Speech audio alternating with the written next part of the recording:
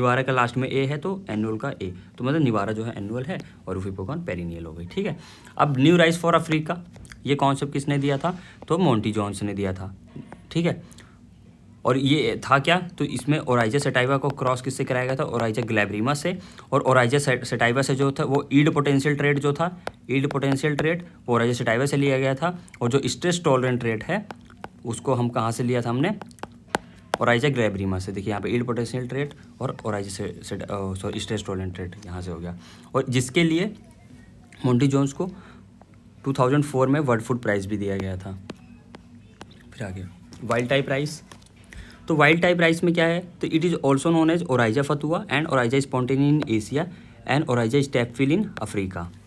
It is closely associated with Oryza rufipogon and Oryza nivara in Asia. जो Oryza Fatuha है और स्पॉन्टेनिया ये India में किससे रिलेटेड है, एसोसिएटेड है क्लोजली? तो रूफी पोगॉन और निवारा से। ठीक है, और स्टेपफिल जो है किससे है? वो लॉन्गिस्टेमिनाटा एंड ब्रेविगुलाटा इन अफ्रीका। ठीक है, और जो वाइल्ड टाइप राइस होता है इसका जो इंडोस्पर्म होता है वो क्या किस कलर का? रेड कलर का होता है, इसलिए इसको क्या बोलते हैं? रेड राइस भी बोलते हैं। अब genus Oryza have 24 species out of which only 2 are cultivated, जो कि हमने पहले देख रखी है कि ओनली 2 स्पीसीज है जो कि कल्टिवेटेड है। क्या है? एक ओराइजा सेटाइवा है और दूसरी क्या है? ओराइजा ग्लैब्रिमा। अब ओराइजा सेटाइवा जो है जिसको एशियन राइस भी बोलते हैं, क्रोमोसोमल वो डाइप्लॉइड है 2:24। Cosmopolitan in nature means found all over the world. ठीक है, it has 3 subspecies, Oryza sativa indica, Oryza sativa japonica, Oryza sativa javanica. जो हमारी इंडिका है वो कहाँ पे ग्रो की जाती है? Tropics and subtropics in India में। इट इज़ टॉल स्टेचर, जो प्लांट का कैरेक्टरिस्टिक्स है वो कैसा है? Tall stature, weak stem, droopy leaves and high tillering. ठीक है, इरिस्पॉन्सिव टू हाई इनपुट्स। जो हमारी इंडिका है वो इरिस्पॉन्सिव टू हाई इनपुट है, मतलब जैसे होता है ना कि हम अगर अच्छे मैनेजमेंट करेंगे तो उसकी यील्ड फिर भी उतनी ज़्यादा नहीं आएगी जितनी ये जैपोनिका की आती है। ठीक है, तो Oryza sativa japonica grown in temperate and subtropical regions of Japan. However 2 varieties release from IRRI, कौन कौन सी है? IRRI 142 और IRRI 152, जिसको MS11 भी बोलते हैं। Widely grown in tropics of Philippines. अब IRRI ने क्या की? 2 वेराइटीज़ रिलीज़ की, ये दोनों वेराइटी, और ये इसलिए रिलीज़ की थी क्योंकि इनका जो रिटर्न्स था ना ड्यू टू हाई रिटर्न्स। ठीक, अब प्लांट कैरेक्टरिस्टिक्स कैसा होता है ओराइजा सेटाइवा जैपोनिका का? तो short stature, sturdy stem, narrow erect and dark green leaves होती हैं। ठीक है, responsive to high intensive crop management. अगर इंटेंसिव क्रॉप मैनेजमेंट हम करेंगे तो यील्ड क्या होती है? इंक्रीज होती है। ठीक है, और ओराइजा सेटाइवा जावानिका जिसको ब्लू राइस भी बोलते हैं, ये कहाँ पे ग्रो होता है? इंडोनेशिया में। इसके प्लांट कैरेक्टरिस्टिक्स है कि few tillers, tall stature, sturdy stem. देखिए tall stature just like indica, few tillers, sturdy stem just like it japonica, long panicle और लॉन्ग बॉइल्ड ग्रेन्स। इसको याद रखिएगा, इसके जो प्लांट का कैरेक्टरिस्टिक्स है वो थोड़ा सा डिफरेंट है वो दोनों से। ठीक है, इसमें क्या है? लॉन्ग बॉइल्ड ग्रेन्स होते हैं, लॉन्ग पैनिकल होता है, और इसमें दोनों की ही देखिए स्टडी स्टेम जैपोनिका की तरह है और जो टाल स्टेचर है वो किसकी तरह है? इंडिका की तरह है। ठीक है, और फिर हम इसमें देखते हैं प्रोडक्टिविटी में तो जैपोनिका की सबसे ज़्यादा है, जावानिका की उसके बाद फिर इंडिका की। ओराइजा ग्लैब्रिमा अफ्रीकन राइस, तो only grown in West Africa in world. ठीक है, शॉर्ट ग्राउंडेड लिग्यूल्स, ये ग्राउंडेड नहीं होगा, यहाँ पे है राउंडेड लिग्यूल्स होगा। ठीक है सॉरी। फिर है ग्लैब्रस लेमा एंड पेलिया, तो इसका लेमा और पेलिया कैसा होता है? वो ग्लैब्रस होता है, बहुत ही ज़्यादा चमकदार। ठीक है, फिर है the panicle is lacking secondary branches, जो इसका पेनिकल होगा उसमें सेकेंडरी ब्रांचेज नहीं होती हैं। ठीक है, प्रोन टू लॉजिंग की प्रॉब्लम होती है इनमें। सेटरिंग इन पेनिकल्स, और पेनिकल्स में क्या होती है? सेटरिंग हो जाती है। ठीक है, CG14 is the variety of Oryza glaberrima, it is the most important variety of Oryza glaberrima. इसके बहुत सारे कैरेक्टरिस्टिक्स हैं जो कि इसीलिए जब भी आपने देखा होगा कि ओराइजा ग्लैब्रिमा की बात हो रही है तो आपने एक वेराइटी का नाम सुना होगा CG14। अब इस वेराइटी का नाम हमेशा क्यों कोई और दूसरी वेराइटीज़ नहीं होती? उसका रीज़न ये है कि ये जो वेराइटी है वो ड्रॉट टॉलरेंट है, एफी टॉक्सिसिटी टॉलरेंट है, मोर वीड कॉम्पिटिटिव है, बेटर टू एसिड सॉइल है, एसिड सॉइल में अच्छे से ग्रो होती है, लो पी सॉइल है जो जिसमें फॉस्फोरस लो उसमें बहुत अच्छे से ग्रो होती है, नेमाटोड रेसिस्टेंस है ये, नेमाटोड रेसिस्टेंस है ये, वाटर लॉगिंग रेसिस्टेंस है, water logging, and major disease of African, मतलब मेजर जो पेस्ट एंड डिजीज अफ्रीकन के उनसे भी टॉलरेंट है। तो आप लिख लीजिएगा। देखिए मैं अगर हर चीज़ लिखूंगा तो बहुत ज़्यादा लॉन्ग हो जाएगी वीडियो, इसलिए आप रोक के अपना लिख लीजिएगा। टैक्सोनॉमी में ये क्या है, सेल्फ पॉलिनेटेड है, सॉर्डे प्लांट है एंड C3 प्लांट, ठीक है। अपलैंड राइस में क्या होता है, तो सबसे पहले क्या निकलता है हमारा कोलियोराइजा, और लोलैंड राइस में क्या निकलता है सबसे पहले कोलियोप्टाइल, ठीक है। फिर क्या है रूट सिस्टम। अब रूट्स दो टाइप्स की होती हैं, एक है तो प्राइमरी और दूसरी होती है सेकेंडरी रूट्स। तो जो हमारी जब हम DSR करते हैं तो रूट्स क्या होती है, ज़्यादा डीप होती हैं। जो हम DSR करते हैं वो ज़्यादा डीप रूट्स होती हैं, बट ट्रांसपेरेंट कंडीशन में ओनली जो हमारी रूट्स होती है वो कहाँ पे होती है, टॉप 20 सेंटीमीटर सॉइल डेप्थ तक, ठीक है। और रूट सिस्टम कैसा है आपको मालूम है, फाइब्रस रूट्स होती हैं। अभी 2 टाइप्स के रूट्स हैं, पहली क्या है प्राइमरी। अब इसको याद करने के लिए अब इतने primary, seminal, embryonic, temporary roots हैं। अब मुझे तो उतना याद नहीं रहता था, इसलिए मैंने इसको ऐसे याद किया, pest roots, primary, embryonic, seminal और टेम्पोररी रूट्स हो गया, ठीक है। तो अब डेवलप्ड बाई रेडिकल्स, क्योंकि प्राइमरी रूट्स हैं तो डेवलप्ड बाई रेडिकल होंगी। Later dies after secondary adventitious fibrous roots emerges, और इनके डाई करने के बाद ही क्या होती है, सेकेंडरी एडवेंचियस रूट्स इमर्ज होती हैं। Secondary or permanent or adventitious roots या रियल फंक्शन रूट। इसको याद करने के मैंने जैसे ये तो स्पैड, और स्पैड क्या है, एक टूल है, और वो कैसा टूल, रियल टूल है, ऐसा तो नहीं है कि टूल्स नहीं है, ये तो रियल टूल है। तो स्पैड रियल टूल है, मैंने ऐसे याद किया। इस एस से हो गया क्या सेकेंडरी, पी से हो गया परमानेंट, AD से हो गया एडवेंचियस, और रियल से होते रियल फंक्शन रूट्स, ठीक है। Arise from the lower nodes of the culm, जो कल्म होता है उसका उसके लोअर नोट्स होता है, और कल्म का जॉइंटेड स्टेम होता है जो कि नोट और inter notes made up of notes and inter notes, right. Shoot system, इसका सूट सिस्टम कैसा होता है, सूट में क्या क्या होता है आपका, कल्म होता है, लीव्स होती है, पेनिकल होता है और इन्फ्लोरेसेंस होता है। कल्म क्या है, jointed stem made up of series of in notes and inter notes. जो हमारा ये कल्म होता है ये क्या होता है, होलो होता है एक्सेप्ट नोट, सिर्फ इन नोट्स पे क्या होगा, सॉलिड होगा। Each node has bud and leaves, but produce primary tiller since it's secondary and tertiary tiller are also produce. देखिए हर एक नोड है वहाँ पे क्या होगा, एक बड होगा और एक लीव्स होगी। जो हमारा बड होगा वहीं से हमारे क्या टिलर्स रिलीज हो गए, और जो मान लीजिए कि टिलर्स रिलीज होगा, फिर उसी टिलर से सेकेंडरी और टर्सरी टिलर्स भी प्रोड्यूस होते हैं, ठीक है। टिलरिंग कब तक होती है, 60 डे आफ्टर ट्रांसप्लांटिंग, कभी कहीं कहीं पे 65 डेज भी लिखा रहता है, तो आप दोनों याद रखिए कि 60 to 65 डे आफ्टर ट्रांसप्लांटिंग तक टिलरिंग होती है, कंटिन्यू रहती है, ठीक है। अब लीफ, तो लीफ में क्या है, leaf equal to sheath plus blade, sheath और ब्लेड को कंबाइंडली क्या कहा जाता है, लीफ कहा जाता है। Sheath completely covers upper internode, ligule क्या होता है, ये papery structure at the junction of sheath and blade, sheath और ब्लेड के जो जंक्शन होता है उसी पे क्या होता है, लिग्यूल होता है। जैसे मैं आपको एक पिक्चर दिखा देता हूँ इसकी, ये देखिए, ये देख रहे हैं, देखिए इसमें तो उतना क्लियरली विजुअल नहीं है, इसमें भी ये देखिए, ये हमारा क्या है, लीफ सीथ है, और ये हमारा क्या है, लीफ ब्लेड है, और यहाँ पे देख रहे हैं ये है लिग्यूल, ये देख रहे हैं ये लिग्यूल है। तो लीफ सीथ और लीफ ब्लेड के जंक्शन पे ही है ना लीफ सीथ लिग्यूल, तो ये हो गया। और जो हमारे लिग्यूल का वर्क क्या होता है, तो लिग्यूल का वर्क ये होता है कि डे टाइम में क्या होती है, यहाँ पे हमारे डस्ट सेटल होती हैं, और रात में क्या होता है, जब हम ड्यू पड़ते हैं, ओस होती है, तो उससे क्या होता है, ये डस्ट नीचे ऐसे धीरे मतलब यहाँ से नीचे जाएगी, ठीक है, वाटर के साथ में। तो ये जब यहाँ से जाएगी तो ये इंटर कर जाएगी हमारे किस में, कल्म में। अगर ये इंटर कल्म में कर जाती तो यहाँ पे क्या, तो रोटिंग हो जाती है, और प्लांट यहीं से क्या हो जाता है, ब्रेक हो जाता है, क्योंकि रोटिंग हो जाएगी तो प्लांट ब्रेक हो जाएगा। बट जो लिग्यूल होता है, फिर लिग्यूल क्या होता है, यहीं पे इसको रोक देता है, डस्ट अंदर नहीं जा पाती, जिसकी वजह, तो लिग्यूल का बस इतना काम है, वो डस्ट को वहाँ पे चेक कर देता है, जिससे कि रोटिंग से हमारे वो बच जाता है प्लांट, ठीक है।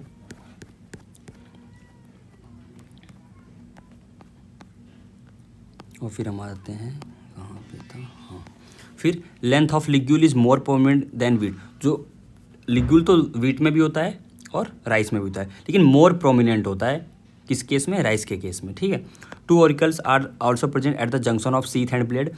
जो सीथ और ब्लेड का जंक्शन पे ही आपने देखा था लिग्यूल भी था, और सीथ और ब्लेड के जंक्शन पे ही हमारे ऑरिकल्स भी होते हैं। 2 ऑरिकल्स होते हैं। 2 ऑरिकल्स ये ऐसा स्ट्रक्चर होता है जो कि कल्म को क्या करता है, इनसर्कल करता है, ठीक है। अभी हम आगे फिगर में देख लेंगे, दिखा देता हूँ मैं आपको, रुकिए।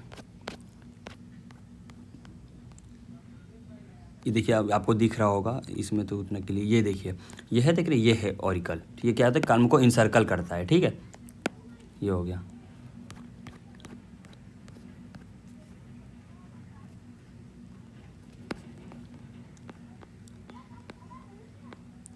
फिर आते हैं पेनिकल्स। तो पेनिकल क्या होता है, जो हमारा राइस होता है उसके इन्फ्लोरेसेंस को क्या बोलते हैं, पेनिकल बोलते हैं। ये ग्रुप ऑफ क्या होता है, स्पाइकलेट्स होता है, ठीक है।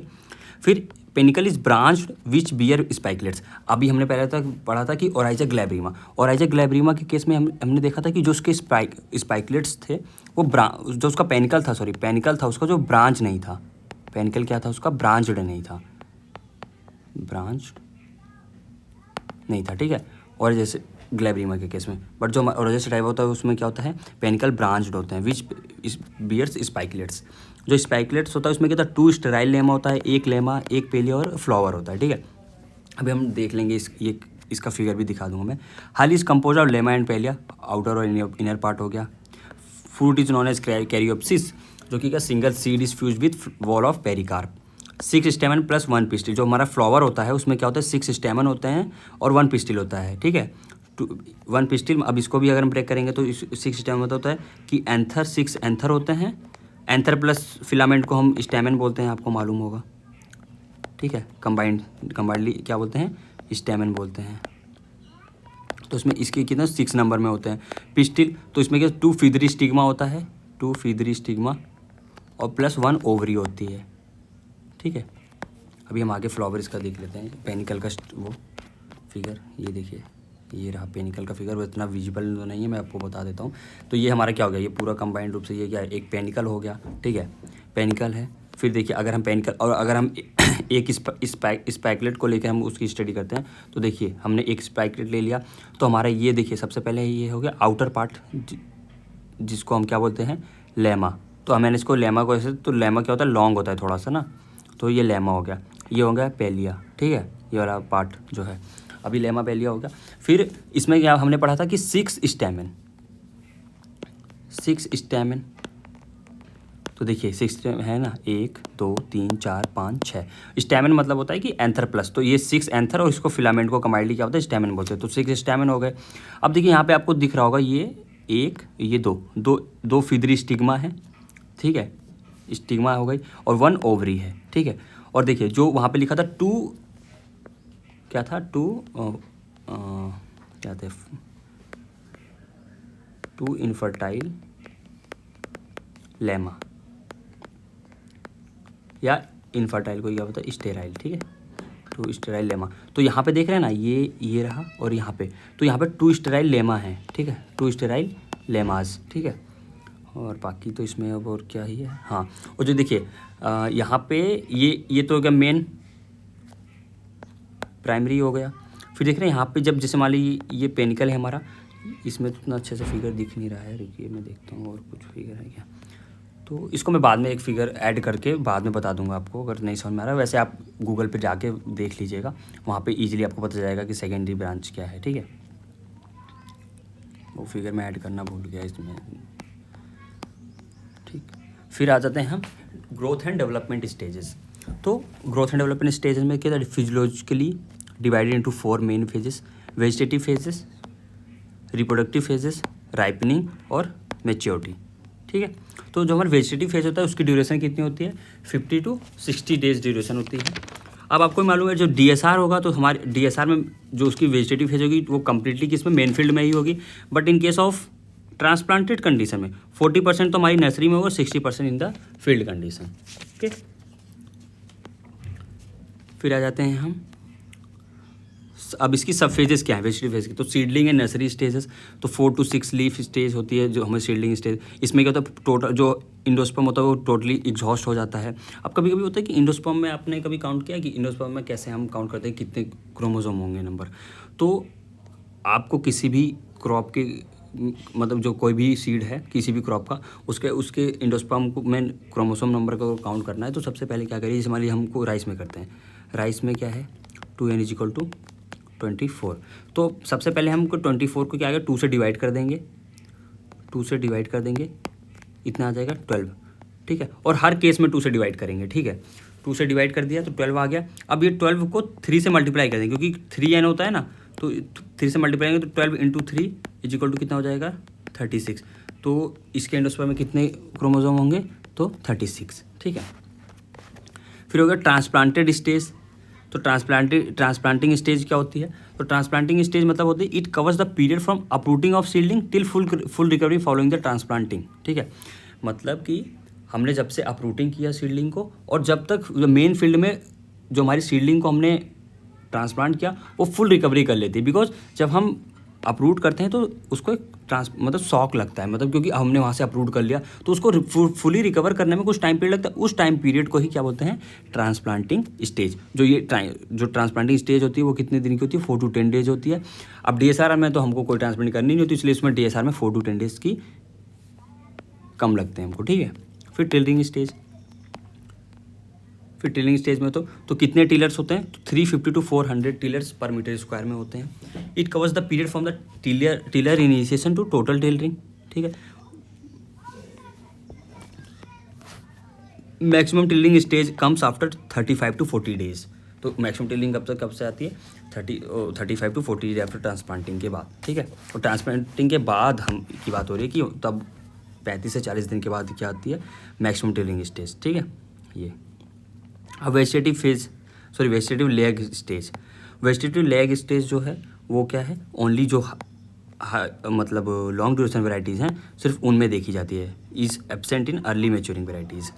It is period between the maximum tillering and panicle initiation. Panicle initiation और मैक्सिमम टिल्डिंग के बीच का जो टाइम पीरियड होता है उसको वेजिटेटिव लेग फेज कहते हैं। और ये टाइम पीरियड कितने दिन का होता है, तो ये 12 to 20 डेज का होता है जो हमारा वेजिटेटिव लेग स्टेज होती है। ठीक है, it is also known as photoperiodic sensitive phase. इसको फोटो पीरियोडिक सेंसिटिव फेज भी बोलते हैं।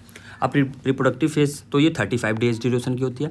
इसकी सब फेजेस क्या हैं, panicle initiation, internode elongation, booting phase, heading stage, flowering stage. ठीक है, अब एक एक करके हम इसको पढ़ते हैं। पेनिकल इनिशिएशन तो it comes 21 to 25 days before heading. Heading से 21 to 25 डेज पहले हमारी क्या आती है, वो पेनिकल इनिशिएशन होता है। ठीक है, panicle initiation start 50 to 60 days after transplanting. 50 से 60 दिन के बाद जो है हमारा पेनिकल इनिशिएशन स्टार्ट होता है और हेडिंग से 21 to 25 डेज बिफोर। ठीक, internode elongation and booting phase. ठीक है, फिर है हेडिंग स्टेज। हेडिंग स्टेज कब आती है, 15 डेज आफ्टर बूटिंग। बूटिंग के 15 डेज के बाद हमारी क्या आती है, हेडिंग स्टेज आती है। ठीक है, फिर फ्लावरिंग स्टेज। ठीक है, फ्लावरिंग स्टेज कब आएगी, तो it comes 20 to 25 days after booting. Booting के 20 से 25 दिन के बाद हमारी कौन सी स्टेज आ जाती है, flowering stage, followed by pollination and fertilisation. उसके बाद ही हमारे क्या होता है, पॉलिनेशन एंड फर्टिलाइजेशन होता है। अब इसमें कुछ चीज़ें थी, जैसे क्या थी, बूटिंग फेज हो गया, हेडिंग फेज। तो बूटिंग फेज का मतलब क्या होता है, ठीक है, तो बूटिंग फेज मतलब तो पीरियड व्हेन पेनिकल, अब मैं बोल देता हूँ आप लोग लिख लीजिएगा वीडियोस को पॉज करके, कि period when panicles means flowering head is developing flag leaf sheath causing the sheath to swell and appears like a boot. ठीक है, मतलब जो हमारा वो है पेनिकल है उसका क्या होता है, डेवलपमेंट होता है किसमें, फ्लैग लीफ सीथ में, जिसकी वजह से क्या होता है, जो हमारा सीथ है वो क्या होता है, मतलब उसका अपीयरेंस बूट लाइक हो जाता है, थोड़ा सा वो स्वेल कर जाता है। ठीक है, तो उसी फेज को क्या कहते हैं, बूटिंग फेज कहते हैं। अब हेडिंग में क्या होता है, it is emerges as the panicle tip और head. Emergence of panicle from the flag leaf sheath, उसी को क्या बोलते हैं, हेडिंग बोलते हैं। हेडिंग मीन्स होता है कि emergence of panicle from the flag leaf sheath is called heading stage. Ripening, this is has 20 to 25 days duration. अगर इसकी देखा जाए तो इसकी एवरेज है 30 डेज। ठीक है, तो अब ये जान लीजिए सबसे, अब अगर हमको क्रम वाइज करना तो सबसे ज़्यादा डेज में कौन सा सबसे ज़्यादा क्या हो गया, तो हमारी वेजिटेटिव फेज होती है जिसमें सबसे ज़्यादा दिन लगते हैं, वेजिटेटिव फेज। ठीक है, उसके बाद कौन आता है, तो उसके बाद हमारा आता है रिप्रोडक्टिव फेज। उसके बाद सबसे कम हमें टाइम किस में लगता है, तो राइपनिंग में, राइपनिंग। ठीक है, फिर है तो 25 to 35 डेज ड्यूरेशन का मिल्की स्टेज, डफ स्टेज।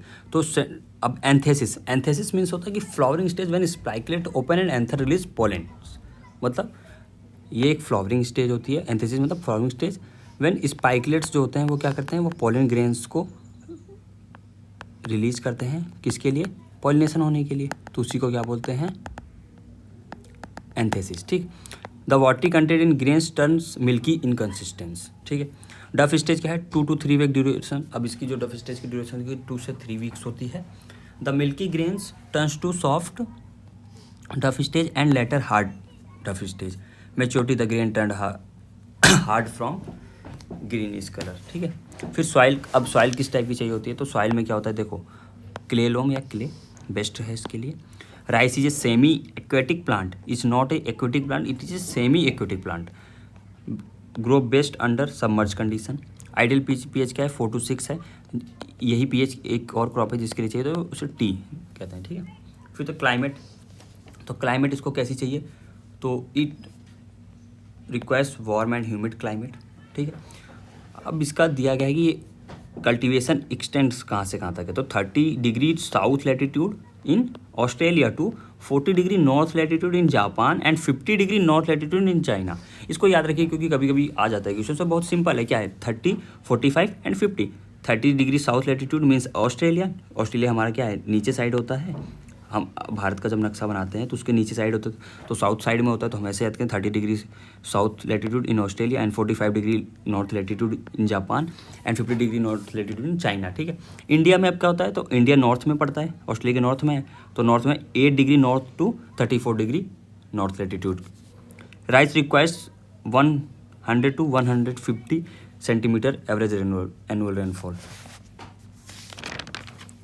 अब हम पढ़ते हैं कि एवरेज टेम्परेचर क्या चाहिए होता है, मतलब कि कौन कौन सी स्टेज है और उसका टेम्परेचर क्या है, ये इंपॉर्टेंट है, ये क्वेश्चन यहाँ से आते भी हैं, ठीक है।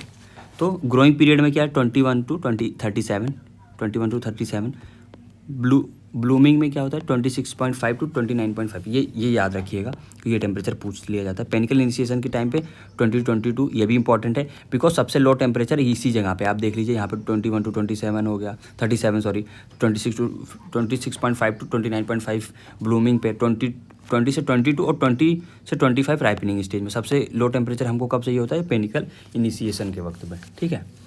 तो फिर हम और देखते हैं, और यहाँ पे एक होता है, बार बार क्वेश्चंस आए हुए हैं, जेआरएफ में भी पूछा गया है, ठीक है, और अदर एग्जाम्स में भी पूछा गया है कि कार्डिनल टेम्परेचर राइस का क्या है, ठीक है। तो वो क्या है, कार्डिनल टेम्परेचर होता है कि minimum, optimum and maximum temperature क्या है, ठीक है।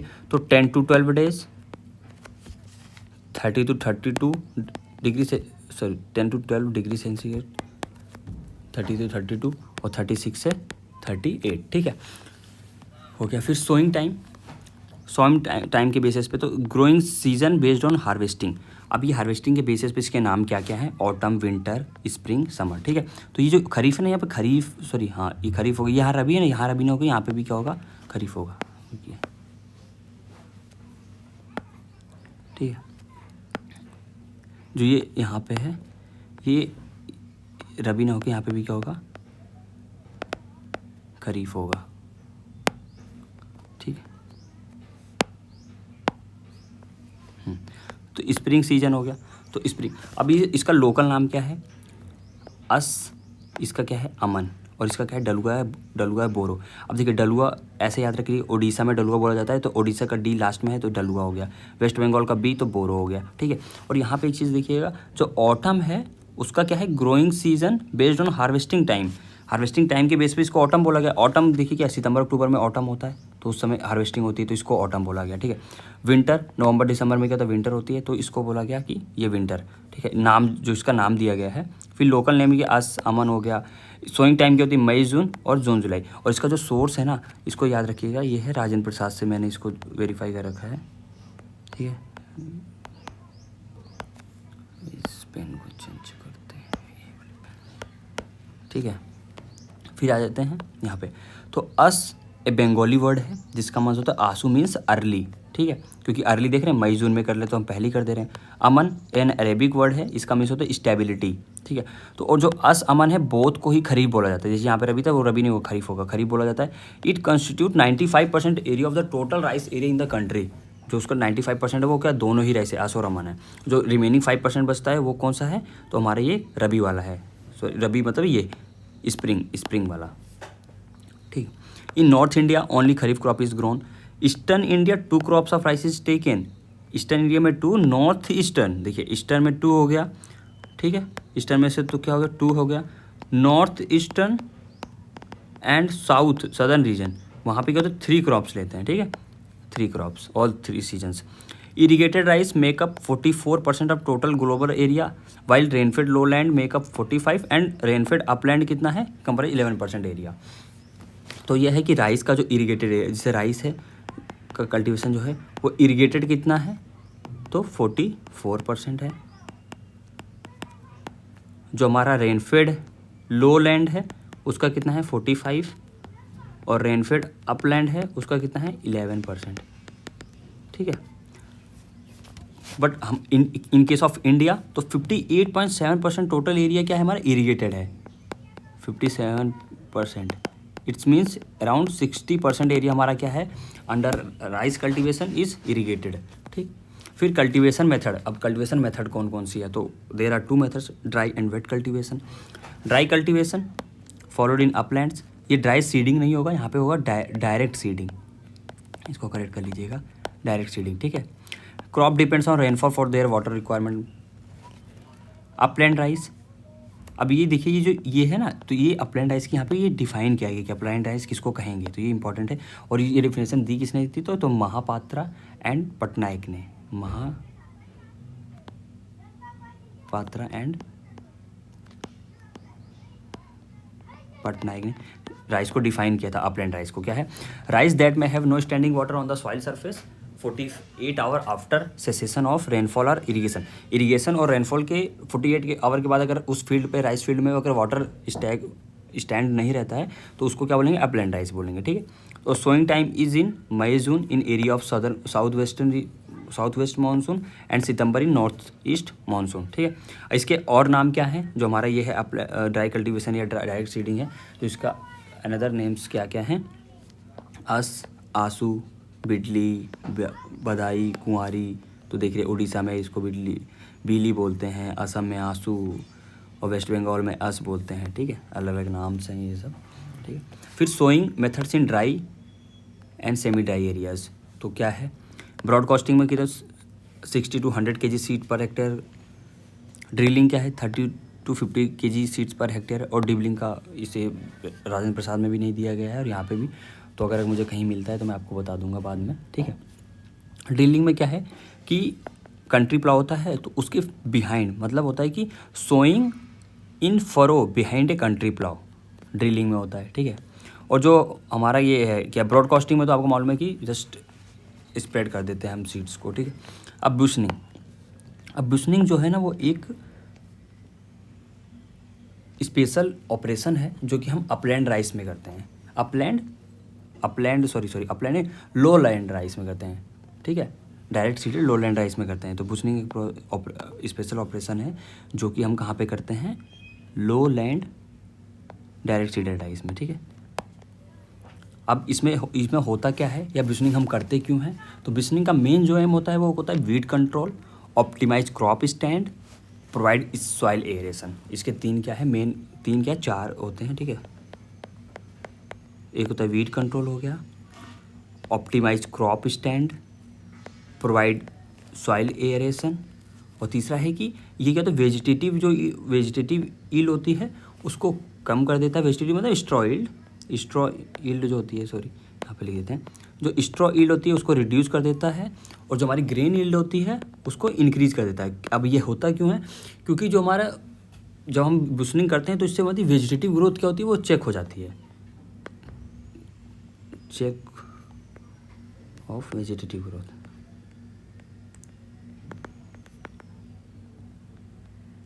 ड्यू टू, ठीक है, ऐसा इसलिए होता है। ठीक, अब इसमें होता क्या है, 4 to 6 days after seed sowing with a country plough in 5 to 10 centimetre standing water 1 to 2 times depending होता है weed density and crop stand. ठीक है, तो इसमें कहते हैं क्रॉस प्लाइंग कर देते हैं 4 to 6 days after sowing with the use of country plough in 5 to 10 centimeter of standing water. On the basis of weed density and crop stand, we can use this practice 1 to 2 times. If weed density is high, planking is also done after plowing. अगर weed density ज़्यादा है तो हम उसके बाद planking भी करते हैं, और इसी को क्या बोलते हैं, बुशनिंग बोलते हैं। बुशनिंग कहाँ पे होते हैं, इन ओडिशा एंड बियासी इन एमपी एंड लेव इन ईस्टर्न यूपी, और ईस्टर्न यूपी में लेव बोलते हैं, इसी को बुशनिंग को ही एमपी में बियासी बोलते हैं, ओडिशा में इसको बुशनिंग बोलते हैं। ठीक है, तो ये हो गया। अब इससे रिलेटेड कुछ और चीज़ें, जैसे after weeding gap filling is done known as khelua which is done 4 to 10 days after beushening. Beushening के 7 से 10 दिन के बाद हम अपरूटेड सीडलिंग लेके आते हैं, uprooted seedling,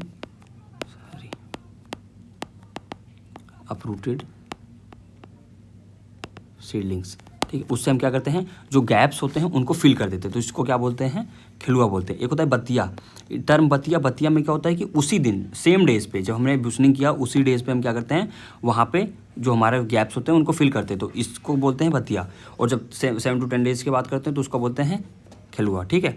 it is followed in direct seeded lowland rice, जो कि हम पहले पढ़ते हैं, Orissa, MP, BH, West Bengal, Assam and UP। Wet cultivation and transplanting, ठीक है।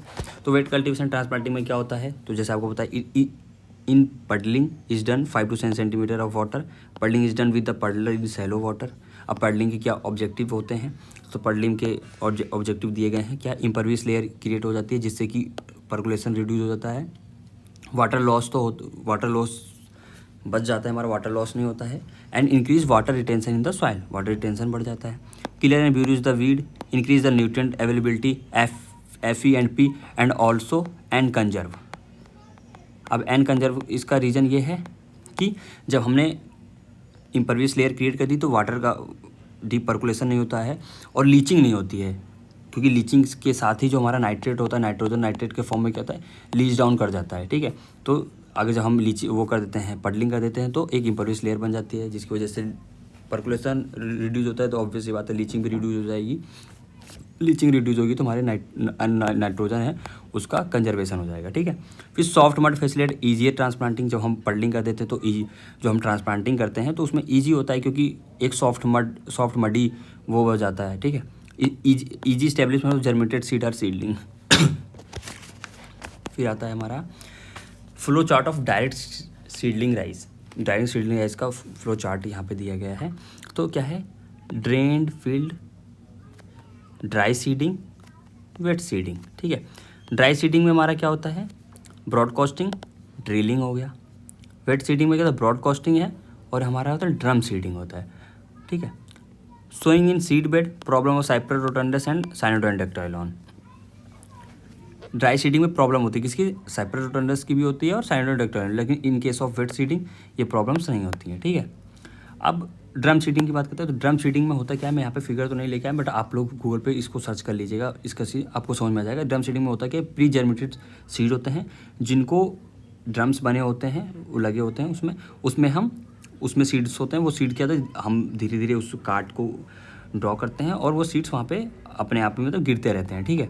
तो ये हो गया ड्रम सीडिंग हो गया। ड्रम सीडिंग में क्या होता है कि जो इस बिटवीन रो है, मतलब जो सीड्स हैं उनके बीच में एक मतलब सर्टेन डिस्टेंस होती है, ठीक है, जिसकी वजह से हम इंटर रो कल्टीवेशन भी हम इसमें कर सकते हैं, हैंड बीडिंग या इंटर रो कल्टीवेशन कर सकते हैं। बट ब्रॉडकास्टिंग में क्या होता है कि रैंडम एप्लीकेशन होता है उसका, तो इसलिए ना तो इसमें हैंड बीडिंग कर सकते हैं ना तो इंटर रो कल्टीवेशन प्रैक्टिस कर सकते हैं। ड्राई सीडिंग में ब्रॉडकास्टिंग होती है और दूसरी ड्रिलिंग होती है। ड्रिलिंग में मतलब यह कि कंट्री प्लाव के बिहाइंड द कंट्री प्लाव भी हम सीड्स हैं, सीड को हम फरों में ड्रॉ कर मतलब फरों में देते हैं। फिर नर्सरी रेजिंग। अब नर्सरी रेजिंग के 3 मेथड है, dry seed bed, wet seed bed और ड्रैपॉग मेथड, ठीक है। नर्सरी रेजिंग, तो नर्सरी रेजिंग के सबसे पहले हम क्या होता है, कौन से है, ड्राई सीडिंग थी, वेट सीड बेड और ड्रैपॉग। तो ड्राई नर्सरी में क्या होता है कि region of assured water supply through rainfall, no puddling is done. तो कोई पडलिंग नहीं की जाती है, क्योंकि यहाँ पे क्या है, ओनली रेन, जो वाटर का एस्योर्ड सप्लाई है वो क्या है, only through rainfall. Seed rate क्या होती है, 2.5 to 3 kg सीड्स पर 100 metre square, nursery is sufficient.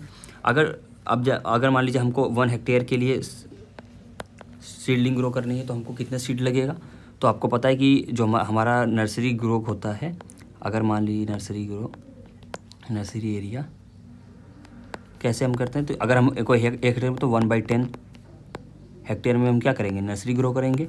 अगर हमको 1 हेक्टेयर में ट्रांसप्लांटिंग करनी है तो 1/10 hectare nursery, 1/10 hectare means 1000 metre square, right, 1000 metre square, क्योंकि 1 hectare is equal to 10,000 metre square होता है, राइट। अब यहाँ पे क्या है, 100 मीटर स्क्वायर में 2.5 to 3 kg सीड्स होता है, तो 1000 में कितना हो जाएगा, 25 to 30 kg seed per hectare के लिए आ गया। ठीक है। तो यहाँ पे होगा chlorosis is a major problem in dry areas and calcareous and saline alkaline soil, therefore FeSO for foliar spray is recommended, right. उसके बाद आता है वेट नर्सरी। अब हाँ, इसमें कुछ और चीज़ें ऐड कर लेते हैं कि जो हम मान लीजिए हम अब ये बेड बनाएंगे, पहली बात तो ये बेड का कुछ हाइट होता है, ठीक है। तो जो हम रेज बेड बनाते हैं नर्सरी रेजिंग के लिए, तो उसकी हाइट क्या होती है, HEI हाइट होगी 4 to 5 सेंटीमीटर। जो इसकी विड्थ होगी वो होगी 1 to 1.5 सेंटीमीटर। और जो इसकी लेंथ होती है वो कन्वीनियंट होती है, मतलब आप अपने अकॉर्डिंग इसको एडजस्ट कर सकते हैं, ठीक है।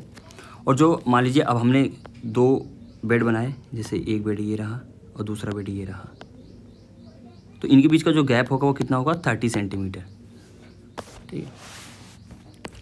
फिर होगा wet nursery followed in India under irrigated condition, seedling are ready for transplant in short period 20 to 25 days. और इसमें सीडिंग कितना 20 to 25 डेज में हो जाती है, ठीक है। Seed rate is same as dry seeding, और जो इसका सेम बेड प्रिपरेशन भी सेम ऐसे यही है, उसके लिए भी कि height 4 to 5 centimetre, width 1 to 1.5 centimetre, और लेंथ जो होती है अकॉर्डिंग टू योर कन्वीनियंस, ठीक है। तो अपने अकॉर्डिंग इसको एडजस्ट कर सकते हो। अब दूसरा जाते हैं हमारे डेपोग मेथड। तो सबसे पहले डेपोग मेथड हमने कई बार पढ़ा है, बट एक होता है ना डेपोग मेथड का मेन फीचर क्या है, मेन इंपॉर्टेंट फीचर्स क्या है डेपोग मेथड। तो डेपोग मेथड का मेन इंपॉर्टेंट फीचर जो है, मेन फीचर यही है, ये जो लाइन दी गई है ना, यही इसका मेन फीचर होता है। Thick nursery seedling, thick nursery seedling is the main without any contact with soil is the main feature of डेपोग method. और डेपोग मेथड आई कहाँ से थी, फिलीपींस, लेगुना प्रोविंस, ठीक है, इंडिया में सबसे पहले कहाँ के फॉर्मर्स ने इसको अडॉप्ट किया था, तो AP आंध्र प्रदेश के फॉर्मर्स ने अडॉप्ट किया था इस प्रैक्टिस को, ठीक है। Growing seedling on concrete floor or raised bed, क्योंकि कॉन्टैक्ट सॉइल से होता नहीं है, covered with polythene or banana leaves, ठीक है। फिर it is use specially under the assured water supply and when early transplanting is. अब हम इस मेथड से हम सीडलिंग को ग्रो करते हैं जब हमारे पास एस्योर्ड वाटर सप्लाई हो और जब हमको ट्रांसप्लांटिंग को जल्दी करना है, ठीक है। तब seedling are ready for transplanting in short time 12 to 14 days हो, यहाँ पे करेक्ट का 11 है, 12 to 14 डेज आफ्टर सोइंग, 12 से 14 दिन में ही सीडलिंग्स हमारी प्रिपेयर हो जाती हैं।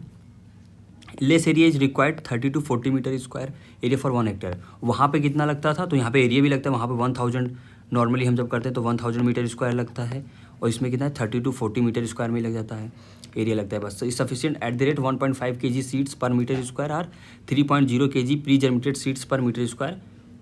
और सीड रेट कितनी है 45 to 60 kg पर हेक्टेयर, ठीक है। वहाँ पे कितना था 25 to 30 kg पर हेक्टेयर लग रहा था, वहाँ पे सीड रेट कम थी, यहाँ पे कितनी सीड रेट ज़्यादा है 45 to 60 kg seeds per hectare जरूरत पड़ती है। अब जो यहाँ पे लिखा है ना, नॉर्मली अगर हम सीड हमारा प्री जर्मिनेटेड नहीं तो 1.5 kg लगेगा, प्री जर्मिनेटेड सीड से तो 3.0 की वाटर सोक हो जाता है, इसलिए। अब ये इसका एक प्रोसेस होता है कि सबसे पहले अगर हमको प्री जर्मिनेट करना है सीड को, सबसे पहले हम 24 आवर के लिए क्या करेंगे, इसको वाटर में सोक कर देंगे। उसके बाद हम इसको 36 to 48 आवर के लिए इसको इंक्यूबेट कर देंगे इन सैडी प्लेस में। और अगर जैसे हमको जो ज़रूरत पड़ेगी इसमें पानी की, हाँ हमारी सीडलिंग्स हमारी जो सीड्स हैं वो ज़्यादा मतलब उनको मॉइस्चर की ज़रूरत है, तो हम उस पर थोड़ा सा पानी का छिड़काव भी कर देंगे, ठीक है। फिर हमारा जाता है ट्रांसप्लांटिंग। ड्यूरिंग खरीफ सीजन हम ट्रांसप्लांटिंग की जो बेस्ट टाइमिंग है वो क्या है, first fortnight of July. However north western India first fortnight of June is better due to low temperature at flowering stage in August September. ऐसा लेकिन north west में क्या करते हैं, हम जून में ही ट्रांसप्लांटिंग कर देते हैं। ऐसा इसलिए करते हैं क्योंकि अगर हम लेट करेंगे तो जब हमारी फ्लावरिंग होगी तो उस समय टेम्परेचर बहुत ही ज़्यादा लो हो जाता है, ठीक है, जिसकी वजह से क्या होता है, हमारा फर्टिलाइजेशन अच्छे से नहीं हो पाता है, ठीक है, फर्टिलाइजेशन अच्छे से नहीं हो पाता है। इसलिए हम नॉर्थ वेस्टर्न इंडिया में पहले ही मतलब फर्स्ट फोरनाइट ऑफ जून में मतलब पहले ही कर लेते हैं ट्रांसप्लांटिंग, जिसकी वजह से फ्लावरिंग स्टेज पे जो होता है टेम्परेचर बहुत ज़्यादा लो ना हो और फर्टिलाइजेशन अच्छे से हो जाए, ठीक है। फिर ट्रांसप्लांटिंग इन रबी सीजन, तो last week of December is good time for transplanting of boro rice. जो बोरो राइस है उसको ट्रांसप्लांटिंग की सबसे बेस्ट टाइमिंग क्या है, last week of December is good time, ठीक है। अब वेट सीजन जो है 20 to 40 days old seeding is better for the timely transplant. अगर टाइमली ट्रांसप्लांटिंग कर रहे हैं हम रबी सीजन में तो हमको कितनी दिन 25 to 30 डेज ओल्ड सीडिंग चाहिए, बट अगर हम डिलेट कर रहे हैं तो कितना चाहिए 45 to 50 days old seedling is better, ठीक। एज ऑफ सीडलिंग, तो खरीफ में कितनी होती है, 20 to 25 days old seedling are use. Rabi season में 30 to 40 days old seedling are use. Spacing generally the spacing 20 to 10 metre centimetre square, 20 to 15 to 50 equally good. Trials में लगा के देखा गया कि तीनों के रिजल्ट ही सेम इक्वल होते हैं, ठीक है।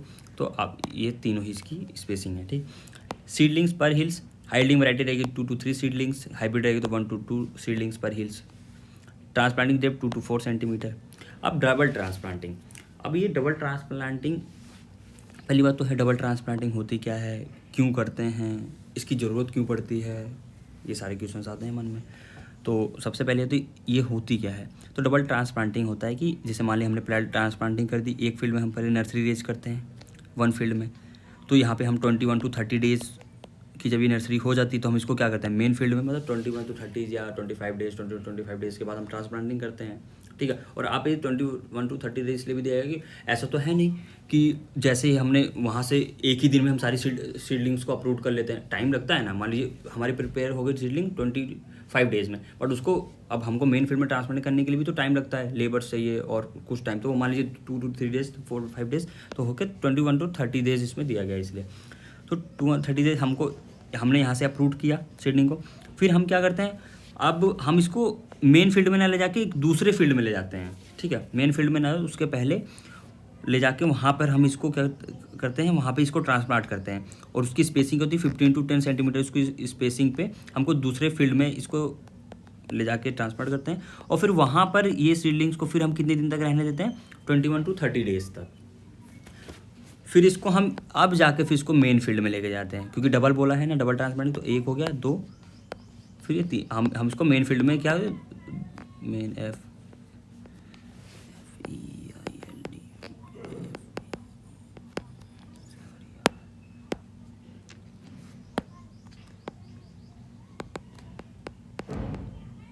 तो मेन फील्ड में लेके जाते हैं, ठीक है।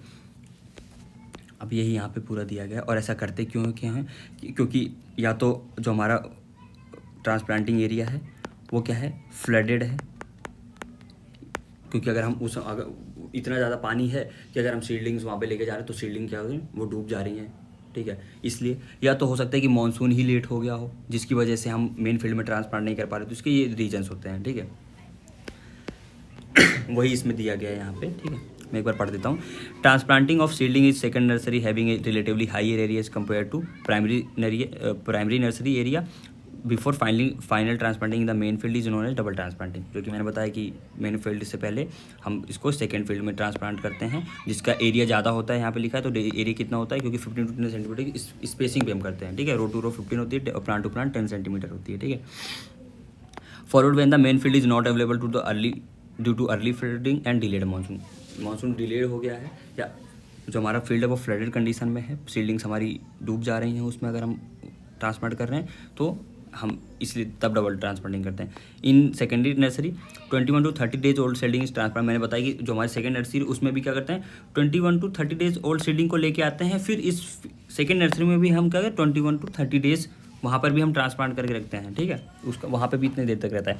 अब ये देखो जब सेकंड नर्सरी होता है ना, तो अब देखिए अब इसमें हम क्या करते हैं, फर्टिलाइजर भी एप्लीकेशन भी हम सेकंड नर्सरी में करते हैं। उसकी डोज क्या होती है, 20 kg नाइट्रोजन होता है, ठीक है, और 10 kg P2O5 एंड 10 kg ही क्या होता है हमारा K2O भी होता है, ठीक है, kg। तो ये इसकी सेकेंड नर्सरी में इसकी फर्टिलाइजर की डोज है, ठीक है। और देखिए अब डबल ट्रांसप्लांटिंग करनी है हमको, तो अब देखिए ऐसे तो मिला के कितना डेज हो जा रहा है, देखिए 60 to 70 डेज हो जा रहे हैं हमारी मेन फील्ड में ले जाने से पहले ही नर्सरी हमारी 60 to 70 डेज ओल्ड हो जा रही है, ठीक है। तो इसलिए अब इतना टाइम लग जा रहा है मेन फील्ड में जाने से पहले, तो इसलिए हम क्या करते हैं, अगर हमको पता है कि मतलब इस एरिया में ऐसा होता है कि या तो फ्लडिंग कंडीशन हो जाती है, कहीं एक एरिया जहाँ पे फ्लडिंग कंडीशन हो जाती है और हम उसको फिर हमको डबल ट्रांसप्लांटिंग करनी पड़ रही है, और दूसरा एरिया है कि वहाँ पे मानसून ही लेट आ रहा है तो फिर उनको क्या तो डबल ट्रांसप्लांटिंग करनी पड़ती है। तो ऐसी कंडीशन में हम जो नर्सरी रे करते हैं तो उसको मई में करते हैं, ठीक है, अर्ली मई में हम नर्सरी रेज कर लेते हैं, क्योंकि वैसे भी हमको मई में अर्ली मई, ठीक है, अर्ली मई में ही हम करते हैं नर्सरी रेज करते हैं, नर्सरी रेजिंग। तो ये जो नर्सरी रेजिंग है ना, ये वाली ये तो हम इसको अर्ली मई में ही कर लेते हैं, जिससे कि हम मेन फील्ड में जाते जाते मतलब बहुत ज़्यादा टाइम ना लग जाए। टाइम तो उतना लगेगा ही। ठीक, फिर आ जाते हैं हम। हाँ, here photo sensitive varieties are preferred. और यहाँ पे जो होती है डबल ट्रांसप्लांटिंग के लिए कौन सी वैरायटी होती है, तो फोटो सेंसिटिव वेराइटीज़ को प्रीफर करते हैं। कॉमन फीचर ऑफ ट्रांसप्लांटिंग के क्या है, तो सबको मालूम है कॉमन फीचर्स क्या होते हैं ट्रांसप्लांटिंग के। तो जो हमारी सीडलिंग्स है वो 50 to 20 सेंटीमीटर हाइट की होनी चाहिए, उसमें 4 to 6 लीव्स होनी चाहिए। ठीक है। In alkaline soil 45 days old seedling होनी चाहिए। At 5 to 6 seedlings per hills are used, 40 to 60 hills per metre square. अब यहाँ पे 5 to 6 सीडलिंग्स पर हिल्स क्यों यूज़ करते हैं, हमने पढ़ा था अभी कि 2 to 3 seedling high yielding varieties के लिए करते हैं और 1 to 2 सीडलिंग हाइब्रिड के लिए करते हैं। बट यहाँ पे लिखा है कि in saline condition 45 days old seedling and 5 to 6 seedlings per hills, because in saline condition most of the chances रहते हैं कि ज़्यादा जो हमारी सीडलिंग्स होती है वो क्या होती है, सर्वाइव ही नहीं कर पाती हैं। इसलिए हम ज़्यादा सीडलिंग्स पर हिल्स करते हैं, जिसकी वजह से अगर मान लीजिए अगर 2-4 मतलब 2 या 3 सीडलिंग डाई भी कर गई तो बची रहती हैं। ठीक है, इसलिए हम ऐसा करते हैं। फिर अगर हमें ऑप्टिमम और एडिक्वेट पॉपुलेशन चाहिए हमको राइस फील्ड में, तो हमको कितनी सीडलिंग्स या हिल्स पर मीटर स्क्वायर में होनी चाहिए, तो वो है 50 hills per metre square. Broadcasting sprouted seeds in puddled soil. ऐसा तो हम ब्रॉडकास्टिंग तब करते हैं पटल सॉइल में स्प्राउटेड सीड्स की, जब हमारे पास तो लेबर शॉर्टेज हो, तब ऐसा तो हम तब करते हैं, या जब हाई लेबर चार्जेस हो, लेबर की शॉर्टेज हो, या जो लेबर चार्ज हमारे बहुत ज़्यादा हाई हैं, तो इन कंडीशन में हम क्या करते हैं, डायरेक्ट स्प्राउटेड सीड्स को हम क्या करते हैं, ब्रॉडकास्ट कर देते हैं पटल सॉइल में। ठीक है। अब इसकी अगर हमें पटल सॉइल में जब हम ये करते हैं ब्रॉडकास्टिंग, तो इसकी जो सीड रेट है वो क्या है, 100 kg पर हेक्टेयर। ठीक, तो आज हम इस लेक्चर्स में यहीं तक करते हैं, बाकी जो आगे रहेगा आगे हम देखेंगे। ठीक है, आगे का जो न्यूट्रिएंट मैनेजमेंट है, ये सारी चीज़ें हम आगे देखेंगे। अब जहाँ तक आज तक यहाँ तक मैंने पढ़ा है, अगर आपको यहाँ पे कोई भी डाउट होता है तो आप मुझसे पूछ सकते हैं इस चीज़ के लिए। ठीक है, ओके। तो आज ये लेक्चर हम ख़त्म करते हैं यहीं पे। ठीक है।